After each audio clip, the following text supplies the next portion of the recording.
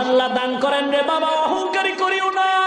টাকা পয়সা আল্লাহ দিয়েছে, ক্ষমতাও তো আল্লাহ দিয়েছে, শুকর আদায় করো, অপব্যবহার করিও না। সাবধান, গরিবকে ধমক দিও না। গরিবের অন্তরটা কিন্তু ছোট্ট, ওর অন্তরে কোনো অহংকার নাই। মাদ্রাসায় অধিকাংশ গরিবের ছেলেরাই আলেম হয়, কারণটা কি? তারা আল্লাহর দরবারে অন্তর ছোট কইরা কান্নাকাটি করে।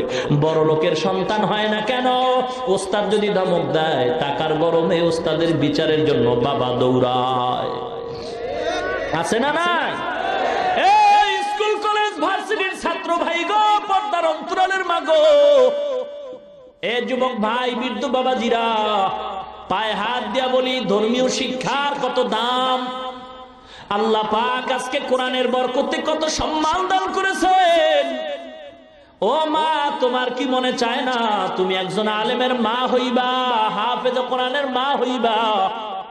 এ মা, টাকা লাগবে না, পয়সা লাগবে না, আল্লাহ পাক যদি কবুল করেন, বিনা টাকায় হক্কানি আলেম বানায় দেয়।